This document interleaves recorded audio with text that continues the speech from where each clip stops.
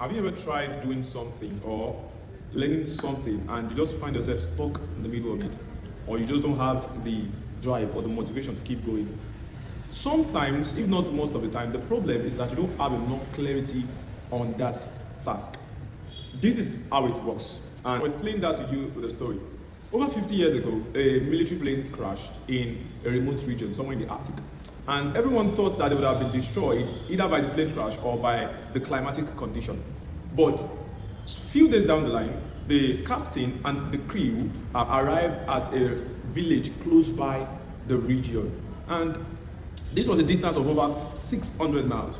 And they were asked, how were you able to overcome the harsh conditions, and even more importantly, how were you able to locate this place? And the first response of the captain was that we didn't actually walk 600 miles, we walked 1 mile 600 times. Now, this is a very important lesson for us here as regards to clarity, because in the first place, for them to have known how or where to navigate, they needed to know two things. First is where they were, and the second is where they were going. So these two factors are needed for them to navigate from point A to point B.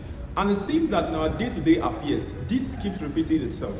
It keeps repeating itself in most of the decisions that we make, as to the fact that we don't have enough clarity to why we are taking those steps or why we are making those decisions.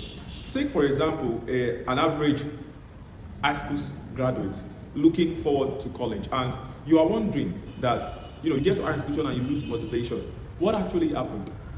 Most of the times, the problem is there was not enough clarity in the first place.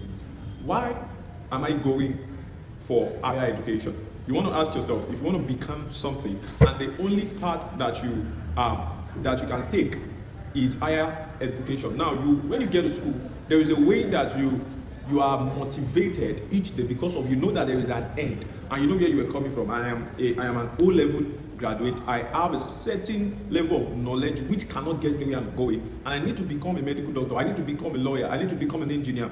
Now, what is the process that is required? That process you can get through your higher education. Now, let's run through 3 things that clarity does for you. The first thing clarity does, which is one of the most important, is that clarity gets you started.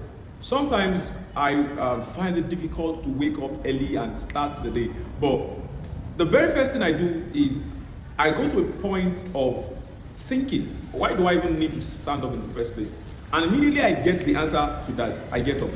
Because if that picture is not painted of why do I need to stand up, why do I need to get up this day and get this done, you will just find it difficult to do it. And most times this is what leads us to procrastinate. We procrastinate because we don't have enough clarity to the task. That is why you find it difficult to do certain things, because of you don't have a sincere and genuine sense of why do I have to do this, which is a very important question we must learn to ask ourselves day to day. Now, the second thing that having a clarity does is that it keeps you going. It is not just enough to start, it is much more important to keep going. It's much more important to keep going, because as you get started, there are resistance, there are obstacles that will come your way, because life is full of ups and downs. It's not just a linear kind of step. You go up, you come down, you go up. Now, what keeps you going despite of all of what life throws at you, despite of all of the rejections, disapproval, or the criticism that you may receive along the line, is the clarity that you have. Is the clarity that you have. You have a sense of, this is what I want to achieve.